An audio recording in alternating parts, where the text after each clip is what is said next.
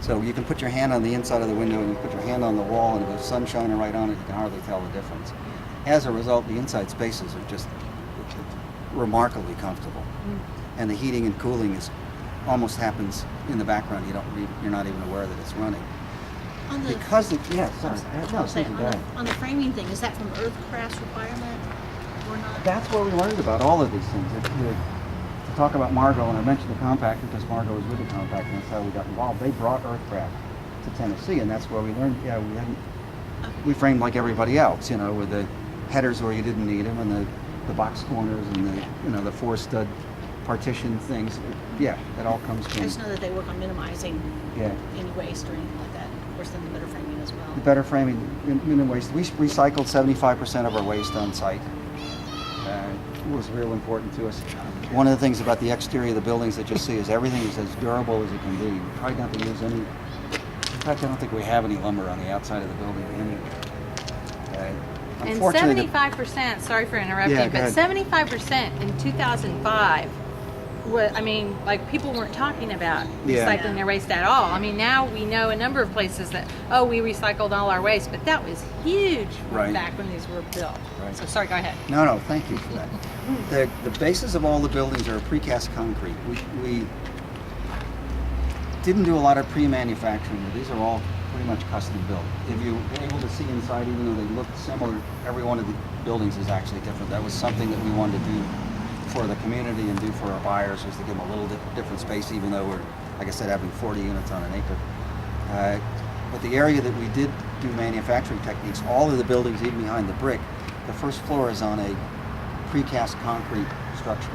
That's actually, you're looking at the outside of the structure there, that's the way it comes from the factory. We did that for a couple reasons. One, the state of Tennessee soils, how many of you have apartments who live in Tennessee? Have you noticed the floors are all crooked and the foundations are cracked and all those things? Well, the soils here aren't great.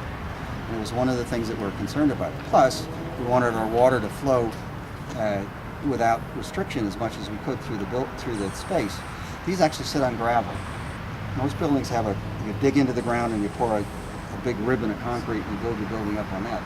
Because all the structure and all the strength is actually in the concrete walls, you don't need that kind of a footing underneath it because they're not going to crack and they're not going to break. So you literally do 8 inches of gravel. Is it earthquake friendly at all? I suspect they probably are, yeah. They're not going to come apart. I don't know. They weren't designed for that purpose. So I can't answer that question without knowing that they're substantially stronger than a typical foundation.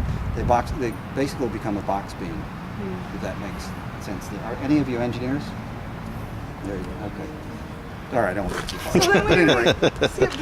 So is it kind of just slab on grade then? Like when you say you lay down the gravel, is it just, then you have a large slab on the grade instead of doing that ribbon of the foundation wall? It's slab on grade, but the building is not sitting on that slab. Okay. The slab floats inside of these structures. The structures go up first. Okay. And then you put an insulated barrier between the structure, and then you pour the concrete into that.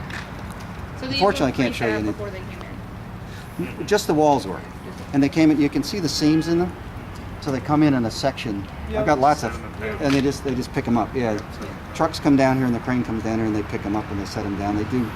They lay them out with GPS, and they laser level everything. And it's literally they're just spreading gravel out on the ground, marking their points with rods, and they set the building, set the sections down, bolt them, caulk them, glue them, and bolt them together. They really work great. Company that gave you that? Kentucky. It's Superior Walls, and the name really works.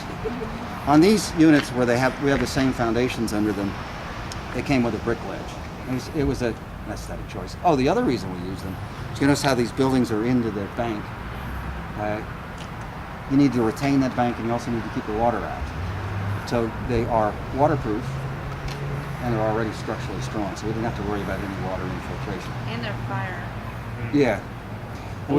And they're insulated. Is it sitting on like 57 stone, like you said, or is it mixed grade, or what is it? It's 57 stone. It's clean. Yeah. Yep. It's just clean gravel. So you don't find it settling at all? No. Nope. I don't know how much you want to get into the engineering of it, but if you think about, I don't see anybody in a high heel, but if you think about those point pressures, that puts a lot of weight in a particular place, and that's what happens with block. You know, each one of those blocks, even though they're bonded to each other, they're really structurally, they're free to move independently. So you need the structure underneath them to support that. So with these, it's like having it's like having a snowshoe. That weight is all spread out, you know, distributed all the way out, so you don't need to set them on much. You know, it's like just flat on the ground with a big snowshoe, and they're not going anywhere. It's kind of Earth physics mimicry almost. You're Yeah. using the physics of the Earth. Back to the air conditioning, I was just wondering, what is it that helps offset the energy that causes it to, because it's running constantly, it'll be off and on? The most efficient system, what typically happens, is the HVAC contractor will come and say, you got a space this big, I'm going to put in an HVAC system that's twice the size. They size them for the worst events, the coldest and the hottest. So 90% of the time, they're overrunning. So they come on and they just blast air and they shut off. So it's extremely inefficient. And the other thing that happens is when they run short cycle like that, you get moisture in the ducts. That moisture that's created in the ducts never has a chance to dry out because it doesn't run long enough. So you get bacteria and things like that. So that's very inefficient when they're going on and off. When they're running at a constant speed and a constant temperature, it's much more efficient because you're never reacting to those extremes of temperature. And the units are half the size. With the insulation and the windows the way they are, they run at much lower speeds. It's the other thing I didn't mention about them because I didn't know how much you want to get into. They're variable speed and dual phase. So they can respond to the demand, whereas the typical system can't respond to the demand. It's just when your thermostat says it's too cold or it's too hot, you come on full blast, and when it says it's the right temperature, they shut off. I'm glad you asked me that question though, because it reminded me, the buildings are sealed up tight. Unlike most buildings, there's no fresh air.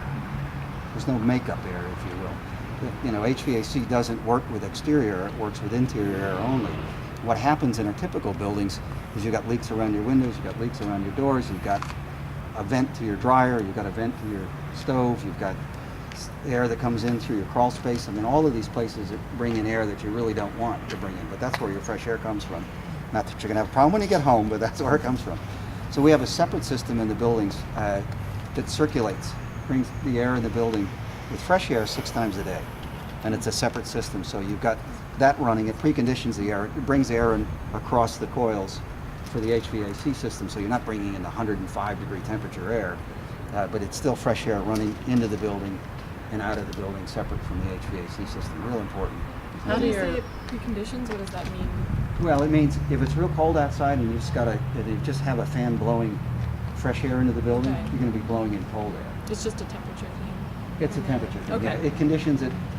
Well, if you're implying about the pollens and things like that, it also does that. Okay. I mean, they come with a HEPA filter that's a number 8 MERV, but you can change, the filters are expensive, but you can change the filters up to 15 and literally have a pollen-free house. Okay.